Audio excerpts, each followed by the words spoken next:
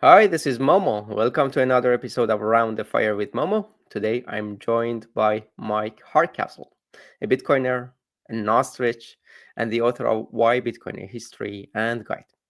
This show is streaming live on Nostr as well, using Zapstream. So if you are an Amethyst or Nostrudel, you will get notified directly and you can tune in.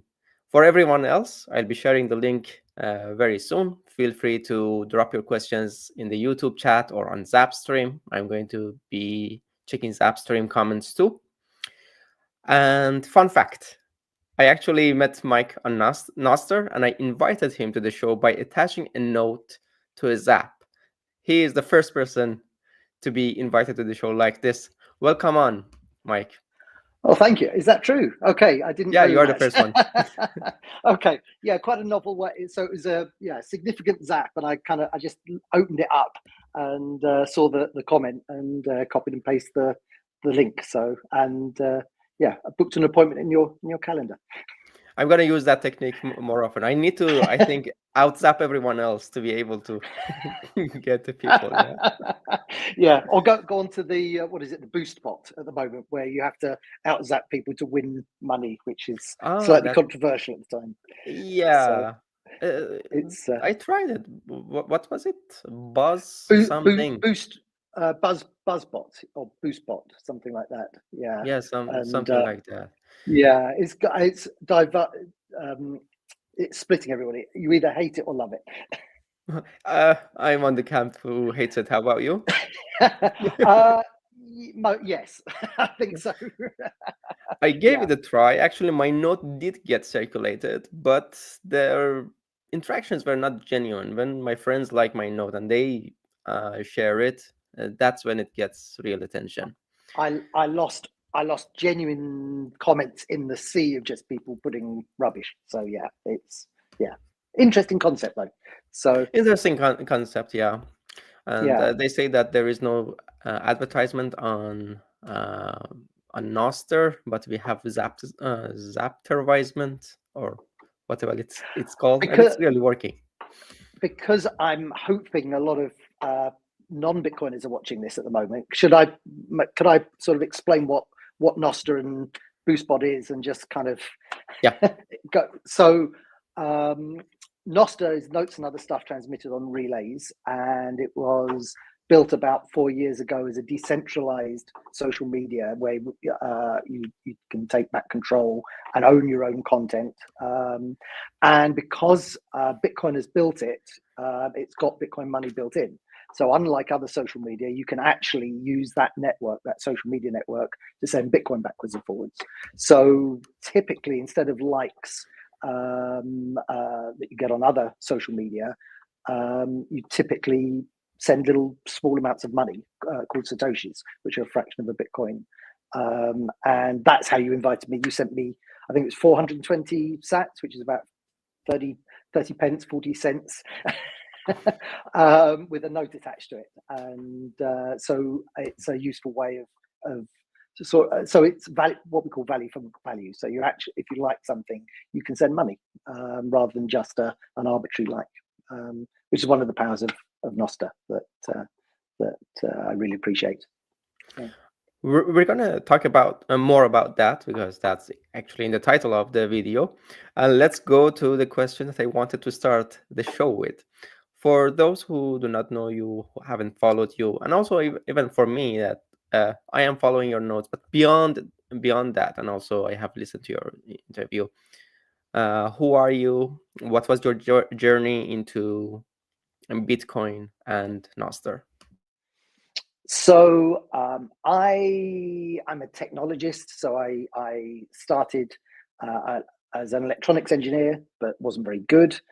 Saw early computers and realized that I was actually very good at. These were microprocessors at college that you had to program a very raw machine code. And instead of getting just above 50%, I was getting like 99%. So I kind of realized I was more interested in that. So realized I was getting into computers. Um, in depth studied the IBM PC and the architecture of that, and it just all spoke to me. And then in the late 80s, I saw the internet, realized that at college, realized the potential of that, took it to work, but family's company, and went through a process of introducing the internet, both commercially and to the company, and really just building, turning the internet commercial, building the traffic on it, and turning it into a commercial business, which we did. And so, yeah, I'm a technologist, but also a businessman. So I started an internet company, a data center company. We built data centers and hosted servers and built sort of the infrastructure of the original internet in sort of the mid to late 90s to early noughties. Then there was a hostile takeover. We got booted out of the company, so we helped several other companies within the group, within the family's company, sort of help them leave and become independent. And then sort of that completed about 2012, started investing in Tech City in London. About that time, a friend told me about Bitcoin. So I first heard about Bitcoin in 2012. Didn't do anything, just I'd heard it and didn't pay any attention. Saw it becoming more and more interesting, and then bought my first Bitcoin in 2016 for about, and I remember the first, I actually posted on Facebook, would you believe? I put, we had a holiday cancelled, so I put the money into Bitcoin. I bought some Bitcoin from the money that we would have spent on holiday. Bought it. The first price I bought at was $625. Then 2017 went up to $1,000, then $2,000, then $4,000. Then it crashed. It crashed down to $2,000. So I said, "Screw that, I'm out." And then completely forgot about it until lockdown 2020 or 2021. The price was and I was looking at my Bitcoin wallet, and the price had risen to $69,000 a coin, and it was like, okay, this is interesting. And I've pretty much been full-time since then, primarily as a technology. Obviously, as a technologist, I sort of found the technology deeply fascinating. But what Bitcoin really does is allows you to see how the world works. So it teaches you politics, it teaches you economics, it teaches you banking, it teaches you psychology, it teaches you history. And there are just infinite number of rabbit holes you can go down. As many as you want, as deep as you want, for as long as you want. And I've been going down as many rabbit holes as I can for the past 4 or 5 years, in areas that I never thought I would understand or be a part of. I'm in Ventnor in our holiday home here. I spent a lunch here with a banker. It turned into a 12-hour lunch, and ended up sort of explaining how banking works to a banker who was a very successful banker. And he kind of said, "Oh, that's interesting." And I think I've already, he's seriously into Bitcoin now. So he's one of the more successful orange pill journeys that I've made. So yeah, interesting journey. But it was always the technology first, and then everything that grew out from that. Deeply fascinating. Very fascinating.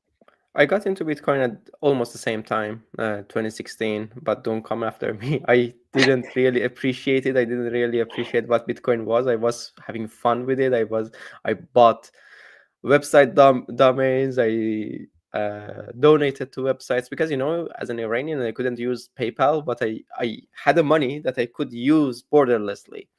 So yeah. That was how I used that money, unfortunately. But that's how you learn. What time was that? Sort of 2016 or a bit later? 2016, and around it was in the price range that you were mentioning, maybe lower, maybe something like 100 to 400, something like that. I remember. Ooh, okay. But don't come after me. Apart from the boating accidents, I also spent most of it on donating to projects that, I should say at this point I don't regret it. Yeah. the good thing for me is because it crashed and I just thought screw it and I just walked away and I forgot I had it, and that's the me forgetting I had it was the best Yes. thing, because it just sat there and Yeah. just accumulated in value. So yeah, you keep Bitcoin for more than 4 years and you're doing well. So, and I didn't intend to. I don't think I would have sold it, but I'm glad I just didn't pay it any attention, because these days I'm checking the price all the time, and it's a joyride. It's a ride, which yeah is not for the faint-hearted. True. Actually, the remaining of the Bitcoin that I had, I just left it in my wallet, and uh, I'm not joking. I'm being serious. I had written the seed phrase in KeyPass in the note section, not even in the hidden section, in hidden section. Okay. And uh, I then came to Europe, and now I am living in Europe, and I had access to PayPal, bank account, and everything, and I could do international transactions. And that fun open source money that I got to know about, I didn't need it. I didn't touch it until in one economy course that we had, the teacher said that yeah, Bitcoin has increased in price. It's now 9,000. I was like, what? I have Bitcoin, and yeah, in that time, still, it didn't click for me what Bitcoin is really is. I Hmm. wasn't a Bitcoiner in 2016. I wasn't Bitcoin. I didn't become a Bitcoiner when it appreciated in value. I became a Bitcoiner maybe in 2020 or 2021. Okay, similar. That was Yeah, yeah. so that How's your journey? So where did you come from? So you was it more from an economics background, or what's your background? for me, it was the technical background, and as an Iranian, nobody had to explain to me that the hypotheticals for the Westerners, that if the bank seizes your money, if you cannot do a transaction because all these things were real, or Hmm. if your money depreciates in value so quickly, and these things were really real. That's the last thing, took me some time to really understand. Maybe that was a part of my becoming a Bitcoiner journey. But the previous ones, really, no one had to explain to me. I was interested in open source, so it was a fun thing for me, just from the point of view of technology. It was fun. So I am one of those Bitcoiners who got introduced to Bitcoin by the Bitcoin white paper. I read the white paper, tried to learn about it and stuff like that. I'm very interested to know about the rabbit holes uh, that you went through, and also the things that you learned. Bitcoin changed me a lot, and you also mentioned the rabbit holes that you followed. Uh, and how did it change you? And what fascinates me is that you are much older than me, and you are capable of change, and you are an early adopter of the internet. Oh my God, in 1980s, at the time that I wasn't born, you were figuring out the internet, and Hmm. you are an early adopter of Nostr. Way before me, you were on Nostr, and you had a great following. So, what did Bitcoin change about you? Do you know what? I think I've kind of thought about this a lot, and I think the philosophy of Bitcoin. I've always been a Bitcoiner, even before Bitcoin existed. The concept of self sovereignty, so being in charge of your own destiny, being responsible for yourself, um, and having that freedom. Those are all the sort of philosophies that I've always held, and I've never wanted to um, uh, sort of be told what to do.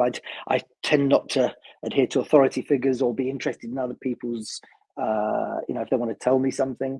So I always had that self sovereignty and that freedom. It just Bitcoin kind of clarified it for me, and it kind of made me realize, okay, you can actually live a sort of a better version of me. Really, become really who I am. But that's not to say every rabbit hole that I've gone down has been just an amazing journey. So just learning, economics. So, Keynesian, Austrian economics, understanding Cantillon effects and Triffin paradoxes and, what's the M1, M2 money supply? What's the global wealth? What's debt? What is debt? How does it work? I'm concerned about the debt that's going on to Bitcoin at the moment, and how does that sit with an asset? So just really understanding it from a world point of view. So understanding the path that Bitcoin is taking at a global level. So really seeing the not just the adoption, but the appreciation and how it's another rabbit hole, Nash equilibrium. So mathematics, the concept of game theory. Bitcoin is both a carrot and a stick. So you can either be led by it because it's deeply fascinating and very enabling, or in the case of governments, you have game theory, which says you are obliged to play a game you don't that doesn't benefit you, because not playing it benefits you even less. So, which is the John Nash, who was played by Russell Crowe, I think, in Beautiful Mind, and that and it turns out John Nash is a Satoshi candidate. Died in 2015. He could have possibly written Bitcoin and built Bitcoin. He's not a high Satoshi candidate, but it's a possibility. And so just that the whole, mathematics, the mathematics of Bitcoin, the algorithm of Bitcoin, the game theory of Bitcoin, the reason Bitcoin was created because of the 2007-8 financial crisis. Near enough every bank on the planet went bankrupt and had to be bailed out by the government. So we accelerate. People think we turned on the money printer in 2007-8. We didn't. We just accelerated it dramatically, but we accelerated it. And so the sort of the accelerated failure of fiat currencies, of all government-backed currencies, that has been slowly happening since we came off the gold standard in 1971. Again, sort of, understanding the gold standard and understanding, rye stones from, what types of money. So it starts with rye stones, and then you have runes. You have the whole evolution. You can have stones, you can have sticks, you can have coins. Just that whole evolution of money. What is money? It makes you actually try to work out what money really is, what makes it money. And then when you really realize what money is, you realize the power that Bitcoin has, and why the most government or all government currencies are failing. So it's endlessly, deeply fascinating. What are your concerns around the debt going into Bitcoin? Quite high. What killed the gold standard was the debt. So 1944, Bretton Woods, they introduced the gold standard, and the International Monetary Fund and the Federal Reserve. Then 27 years later, 15th of August 1971, it died because during the 50s and 60s, America were forced to print more dollars than they had gold. Other governments that had deposited their gold in the US Fort Knox realized that was happening, wanted their gold back, created a bank run on Fort Knox. Richard Nixon saw that happening. He had no choice. So people blame Richard Nixon, but it actually started, in the 50s, in the space race and the arms race and the nuclear race with Russia, to stop the depletion. And they didn't have enough gold to supply back to the foreign states when they wanted to exchange them back for the dollars that they held that were becoming increasingly worthless. And just that bank run on Fort Knox was because of the debt that was low.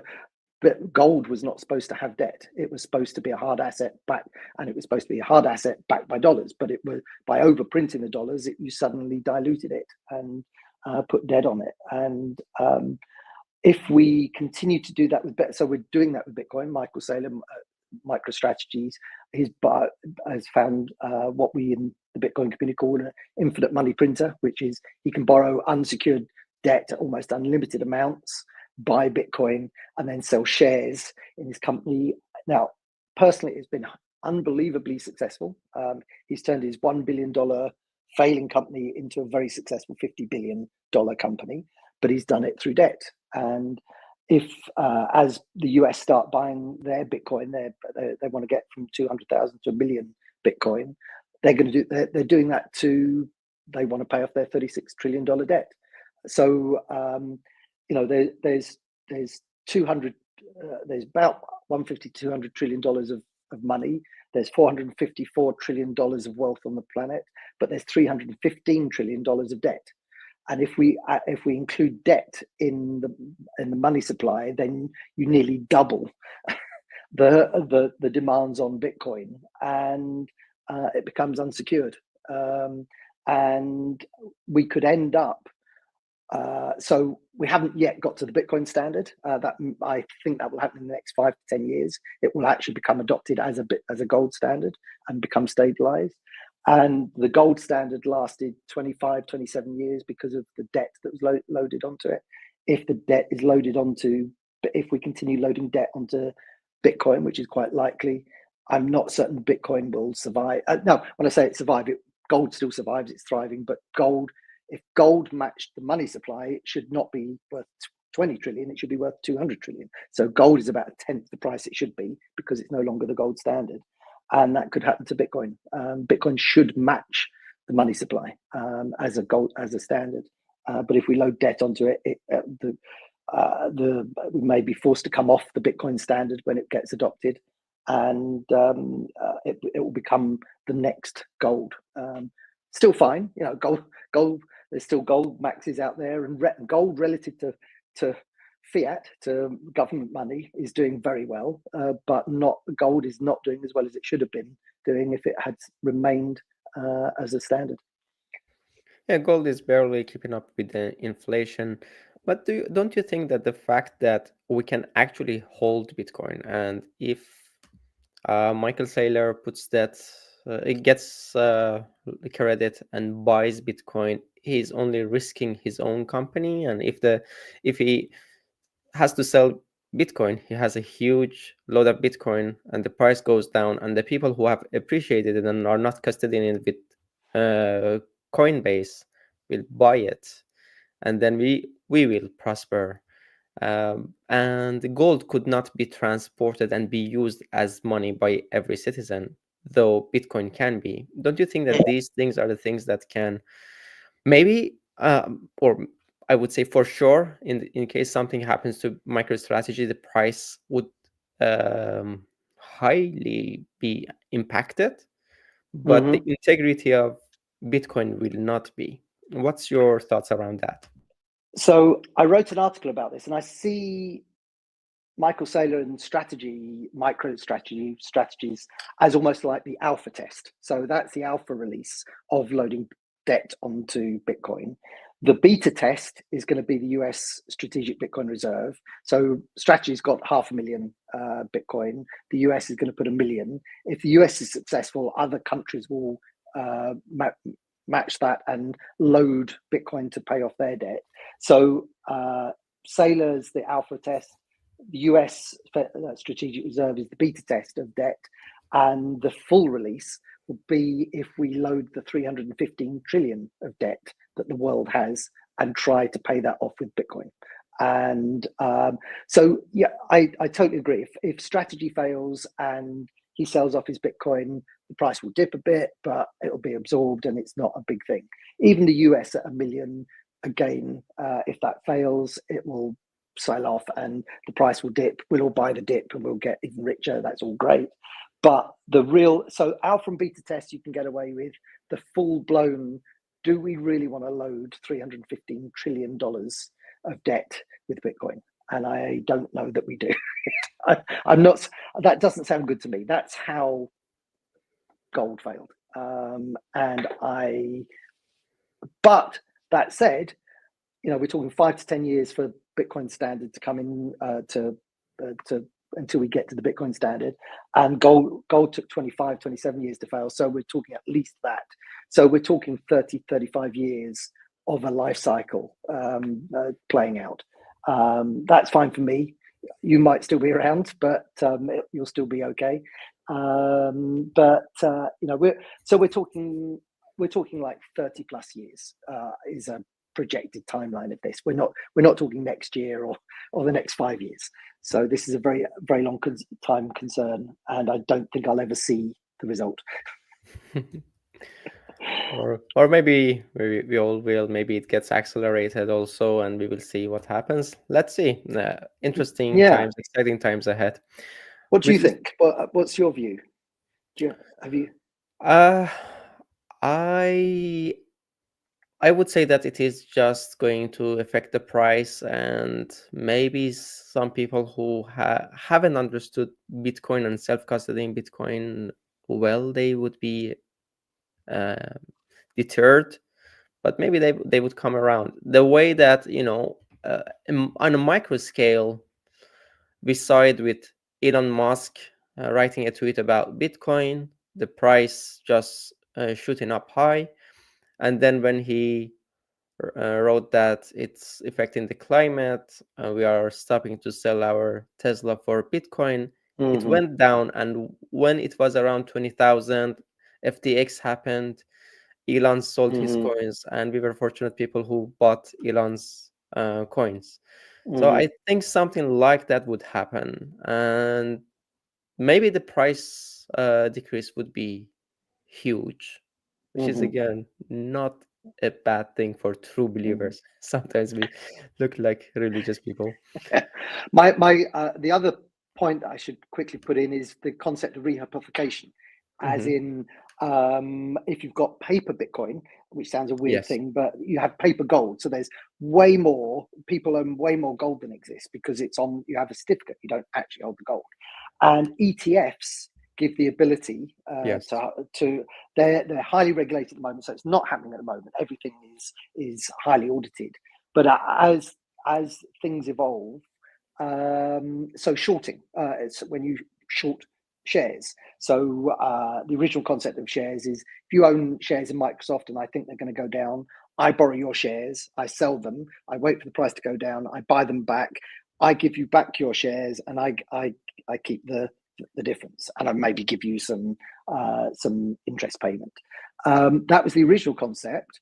Later on, they said, well, actually, I don't even need to borrow your Microsoft shares. I can just sell shares I don't have and buy back shares to zero the book. So then rehypothecate meant the number of people sell it, the amount of shares being shorted was multiple times the shares that actually existed.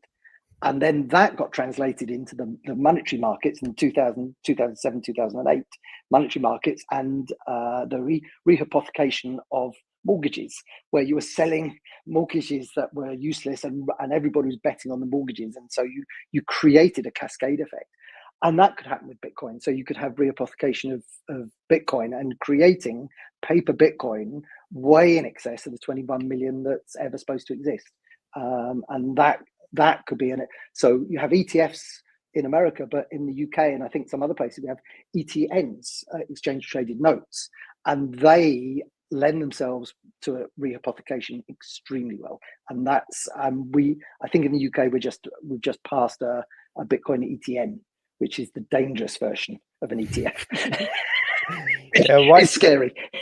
Yeah, why everything that happens in the world, the worst version has to happen in Europe, in the UK? I don't know why. Yeah. And you were talking about, now that you open the discussion for that, you were talking about moving to some more Bitcoin-friendly jurisdictions and finding ways so that you don't pay a kind of exit tax, if that is the correct term to use in this case. You were talking about strategies to not be affected much by that kind of tax and the regulations that are going on in the UK and the risks involved. You also mentioned them. Which jurisdictions, which countries do you think are more Bitcoin friendly now? Okay, so I'm actually in the process of applying for residency in Barbados, which is nothing to do with Bitcoin. It's just quick, easy, and cheap. So to become a resident, then a tax resident, which means if I need to get out of the UK quick and easily, that's a quick route. It's not necessarily the best route, but Bitcoin-friendly countries that I'm into, obviously, the homeland for us all is El Salvador. I'm not certain I want to necessarily live there, but there are some other countries like Malta or Madeira. Madeira, we were literally in Madeira a couple of weeks ago. We like cruising, so we went on a cruise and ended up there, and very very much like Madeira, like Malta. You've got places like Roger Ver's former home, St Kitts and Nevis, which is Bitcoin Cash, but we'll forgive that. So there's places like that. I think the world is de-escalating in terms of the threat of World War III. And if that's the case, then my wife and I very much like Malta. Tax aside, I think we're going to spend a big chunk of the year living in Malta because it's we just feel very at home there. It's a very, very nice place to be. But I'm also deciding. So I'm in a holiday home in Ventnor on the Isle of Wight, and I'm deciding whether to orange pill or create a Bitcoin circular economy for Ventnor and for the Isle of Wight. So to replicate what happened in Bitcoin Beach, El Zundes in El Salvador, which was the Kickstarter to turn President Bukele and create a Bitcoin strategic reserve and turn El Salvador into Bitcoin only. I've been watching Peter McCormack trying to sort of turn around Bedford and put Bedford on a Bitcoin standard. And you have Isabella, who is moved to an island on the coast of Mexico, Island Marez, and trying to turn that into a Bitcoin island. And so I'm seriously contemplating helping Ventnor. So Ventnor is a tale of two cities or two towns. It's got a fair amount of affluence, but it's also by the seaside, and there's also, as in many seaside places, a fair amount of poverty. In fact, Ventnor is the 20th poorest town in the UK, so there is quite a bit of poverty here. And so creating a Bitcoin circular economy would really help the town, and creating sort of getting the merchants to adopt Bitcoin and strategic Bitcoin reserves based on assets are brilliant. I'm less convinced about strategic Bitcoin reserves based on debt, but I'm definitely a fan of strategic Bitcoin reserves on assets. So as you take profits, to moving those into Bitcoin and watch that value accumulate. I have a friend in Ventnor who is a hotelier in Vintner, and very good chef. And I've been trying to get him to adopt Bitcoin for a while. And then suddenly on social media, a sort of TV personality barman tweeted all hospitality companies should accept or should adopt Bitcoin because hospitality is going through a very rough period in the UK. The alcohol is being taxed very aggressively. Everything's being taxed. And so hospitality is going through a very difficult period. And so hospitality companies creating strategic Bitcoin reserves can really be a lifeline for them. And this celebrity bartender, a guy called Merlin, who's on TV, he tweeted out saying all UK hospitalities should adopt Bitcoin. There's no reason not to. And since then, my friend here said, Mike, help, get me on. And he's going down that journey now. So, and there's several other companies as well, firms on the island that I'm helping.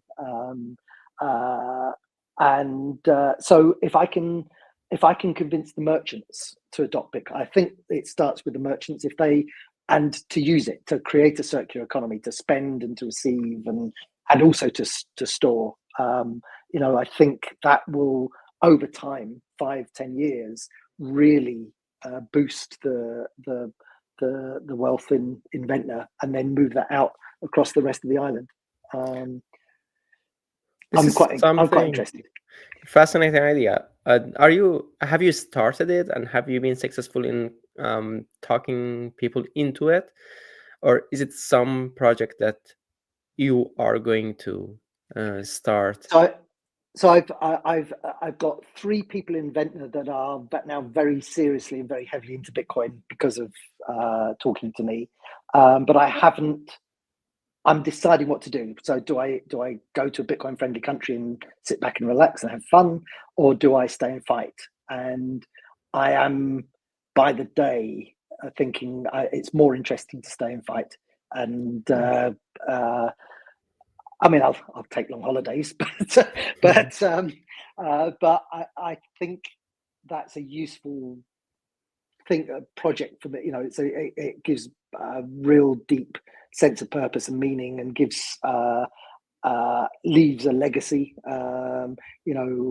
If I can really turn around, because not just Ventnor, but the Isle of Wight is not the most affluent island of the British Islands. So if I can increase the wealth of eventually of the whole of the island, that would be a thing. And we're even talking to the ferry companies about adopting this. They're all highly leveraged, so we're potentially going to offer to help them get onto a Bitcoin standard and create a strategic reserve, which would be quite interesting. So to allow cheap ferry fares, so to allow people to, it's quite expensive to get the ferry over to. You can only come here by ferry unless you've got a private plane or a boat or a yacht. So the ferries are very expensive because they were bought by equity companies and they were drained of their wealth, and so now all the money they make is paying off their debt. So they're very expensive and don't have a lot of spare capital. So Bitcoin could help them. For a circular economy, they are also required to spend. And imagine I have a coffee shop, I am accepting money in Bitcoin, I need to pay the overhead, I need to pay my employees. So in case the amount of money that I earn in Bitcoin is higher than the amount that I have to pay out, so I need to sell some of the Bitcoin. Mm-hmm. In that case, are there going to be tax complications, more tax, higher taxes involved when it is Bitcoin as opposed to, just spending your money, or the regulations are more friendly in that regard? I don't know. So I've done quite a lot of research on tax for me in terms of my position, but I'm definitely not a tax expert. But I do know that, for example, companies like Binance, where they've made profit in Bitcoin in the past, they then have to, they are, Binance a few years ago, it fascinated me quite a lot because every year they have to restate historical profits and pay tax on their historical profits because of the increase because they hold it in Bitcoin or they have other cryptos as well, which we won't go into. But the value of the Bitcoin profit that they made a year ago or 5 years ago is now worth more. So they have to pay profit. They have to pay tax on the profit. They have to restate their historical profit, which is an interesting concept. But in terms of my general knowledge on tax, I have no idea. But you mentioned a coffee shop. Actually, there is a coffee shop in Ventnor, and the owner is a Bitcoiner.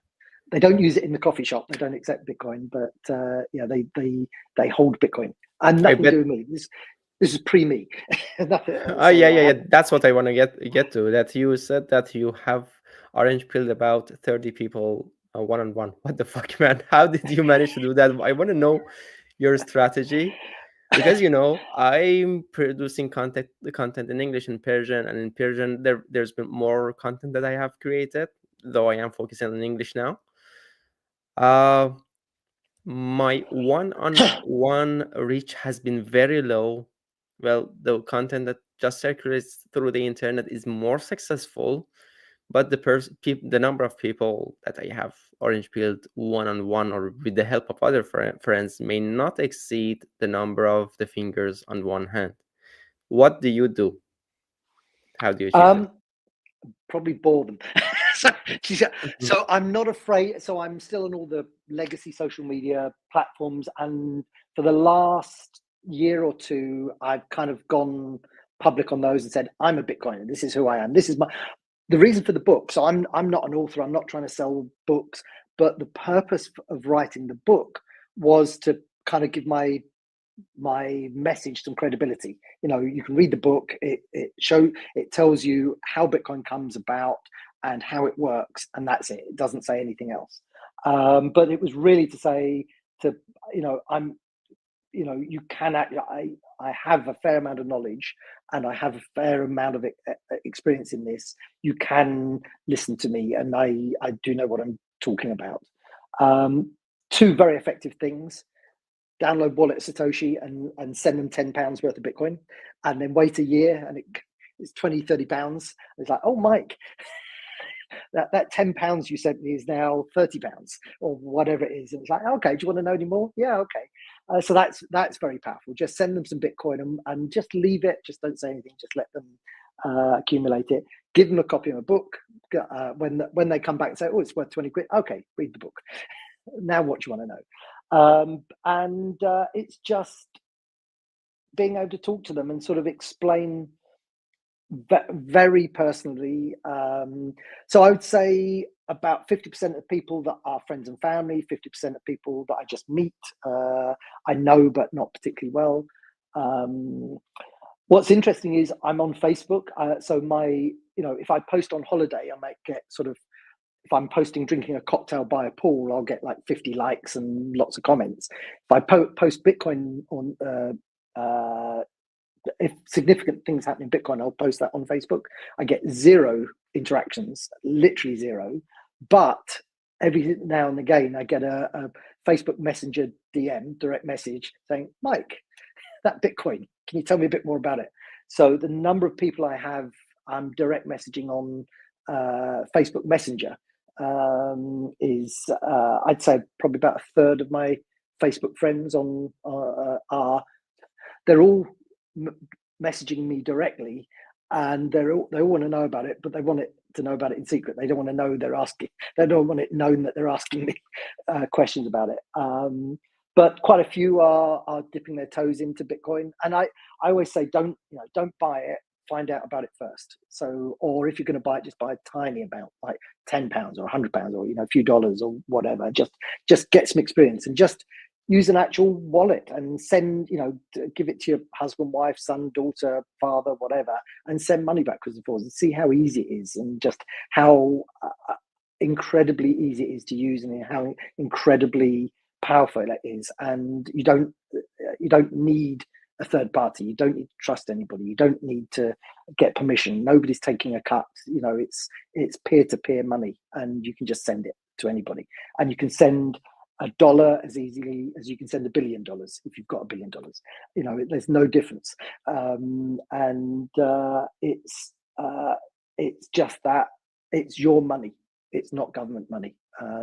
You don't need to walk into a bank and ask permission to use your own money, which is the famous meme. So, yeah. Yeah, so it's a very low time preference approach to orange pilling. That's great. Mm-hmm. And talking about social media, I got to know you through Nostr, and I think I haven't even followed you on X yet, but fuck X and the legacy social media. After Nostr, what do you feel about going back on those social media and scrolling? How is it different from Nostr now that you have experienced an algorithm less, or a customized um, a system that allows you to have your own algorithm and choose your own platform? Mm-hmm. How has this experience changed your interaction with other social media or your views on them? So I use all the platforms, but in the original way they're supposed to be used, which is to communicate with friends and family. So most of the interactions I have on other social media platforms are with people I actually know, So my friend here, the vintner, is on X. I've got a friend on Instagram. I've got lots of friends on Facebook. So I'm generally dealing with people I know. I'm not doing any general posting. I'm not trying to grow a following on other social media platforms. But Nostr is a very different environment, and I am engaged and posting and active and interactive on Nostr with almost, and unlike other social media platforms, I mostly don't know the people in real life on that platform. But it's an entirely different experience because it is your social media. I own my own social media. There's no account. There's no nobody authorizing. There's nobody controlling. There's nobody modifying. There's no algorithms. You're seeing. If you follow somebody, you see their posts. If you don't, you don't. And you see them in order. If you want an algorithm, there are clients, and you can go and find it. If you decide you want to follow influencers, you can go on to. I've forgotten the Instagram app that somebody built. So we've replicated the Hola, other social. hola, Ola, that's it. Yeah, holas, Olas. holas. Olas, yeah. So there's Olas, which is the sort of Instagram sort of image lifestyle app if you want to indulge in that sort of thing. But mostly it is algorithm free, direct feed. You follow the people, you interact. But it is very Bitcoin heavy. So it's a very Bitcoin focused social media platform, not protocol. Sorry, it's a protocol, open protocol that anybody can build on. And it is very liberating because you can say what you want, do what you want, control what you want. Primal's just introduced note deleting, which is a game changer for me. Except Nostr then allowed you to undelete the notes. So I'm having a battle between Primal and Nostr. If Nostr, can you not allow me to undelete my notes, please? So it's refreshing. It's a direct community and of like-minded, highly evolved, highly intelligent, highly respectful individuals that you can have a good good discussion with. So And in the absence of the algorithm, we can really talk and disagree and learn from people. For example, we have this up return controversy now. If it was on Twitter or on X, I would have probably unfollowed the people that I didn't like their views on this, or maybe I wouldn't have even been notified about those views because X just shows me what I like. But I have Shores Provost on my feed. I have learned a lot from him. I have huge respect for him, and he when he posts about about his views on up return, which is opposite to me, it's still shown to me, and I can choose. I want to follow this person, or I don't want to. And something strange when the posts are long. Lynn Alden is a is a common author of very long posts. You are not just kind of triggered to. You are not kind of. You just don't ignore them. You read them in calmness. I don't know how this happens. I disagree with what you're saying, but I want to know what you're saying. Yeah, that's the yeah. You can have polite argument. You have honest, polite, respectful disagreements. Yes. It's like I totally disagree with what you're saying, but I want to know what you're saying. Yes, exactly. That's what happens exactly when you have friends in real life, and that's really precious. A good time to get to the questions that are posted on Nostr, and people who are watching us live, feel free to drop your comments on YouTube or Zap stream. I will check them and I will ask them from Mike. First question comes from Ralphie on Nostr. What do you say to people who think they missed the boat with Bitcoin? Okay, so well, we all did. You go back long enough, and I got in at 600, but I missed 400. I think you got 400. I missed 200, 100, 10. So you always miss the boat.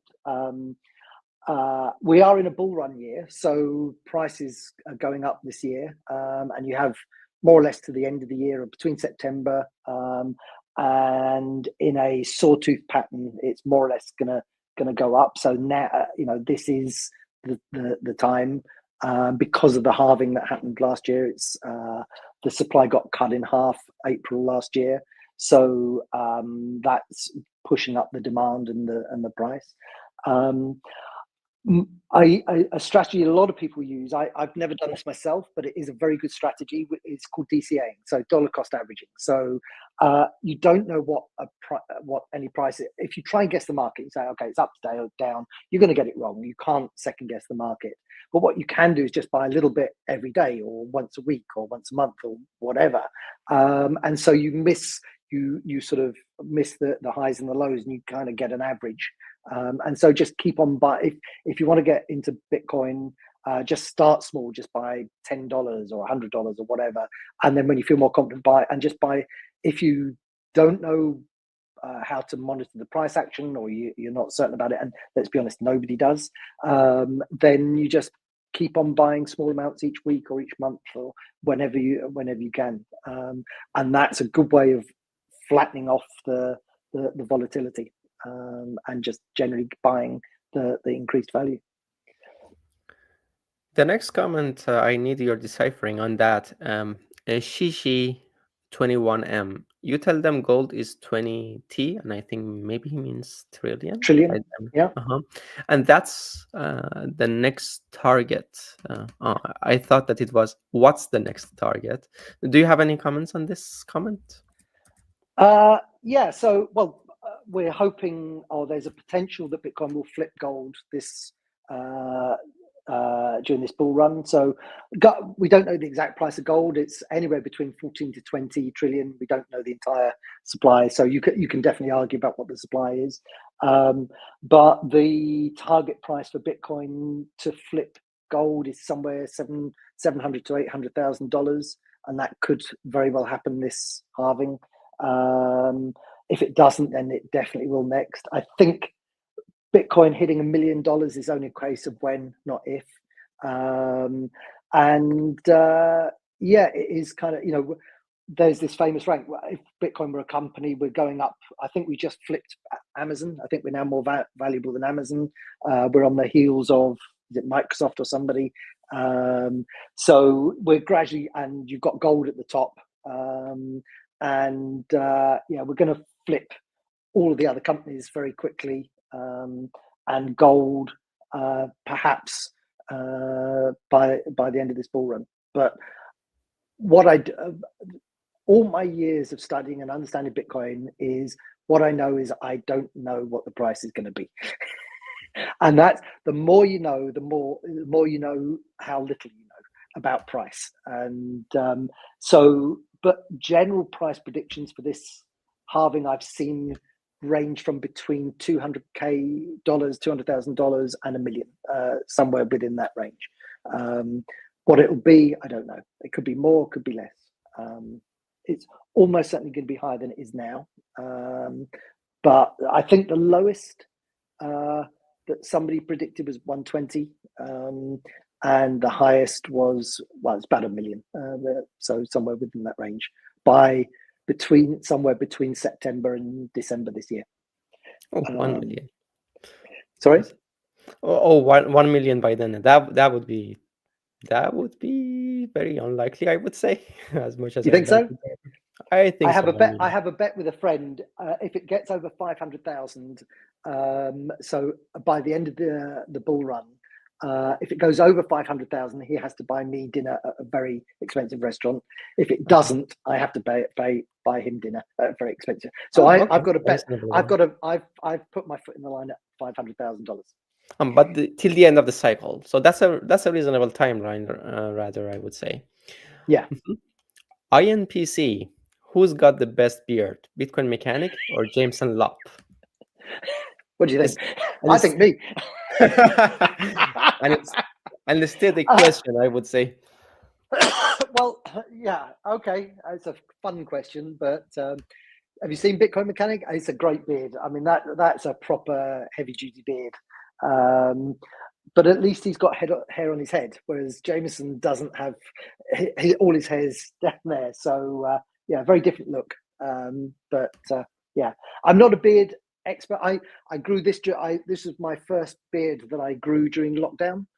Never had a beard in my life, and couldn't stuck at home. Couldn't weren't going anywhere. Thought I can't be bothered to shave, so I started a beard, and I got through the stage of the itching, and then I've never looked back. And mostly because it's just easy to maintain compared to shaving every day.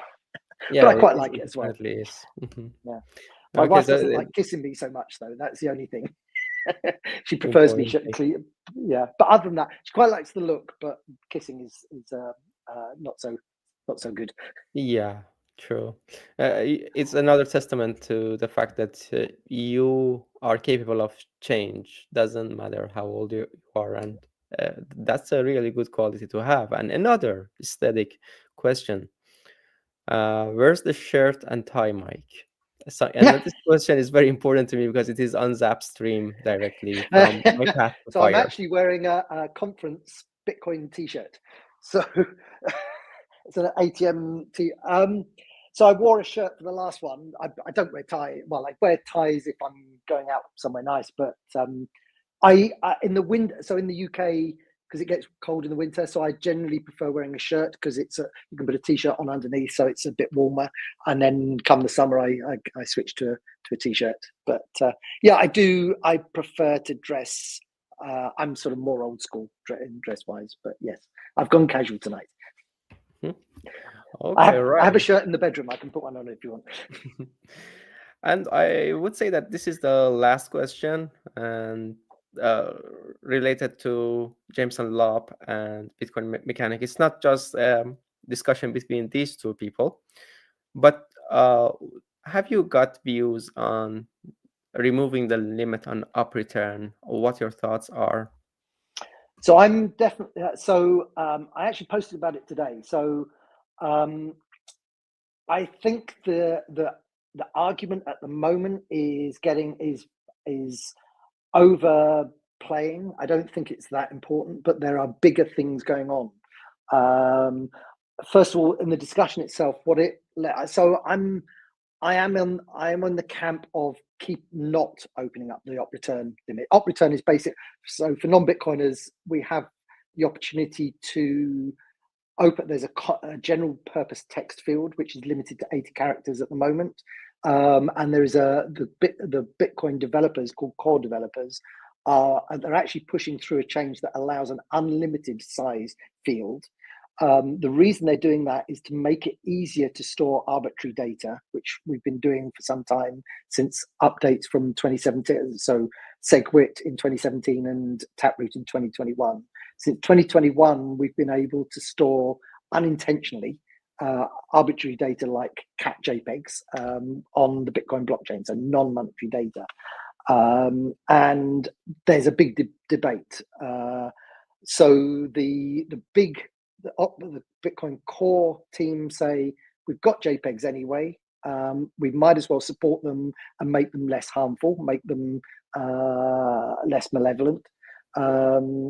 And the ocean mining side says, no, we'll probably never get rid of JPEGs, but a bit like an email spam filter, you can never get rid of spam, but the more you filter, the better the spam gets. So we can make this JPEG spam better. We probably can't fix it.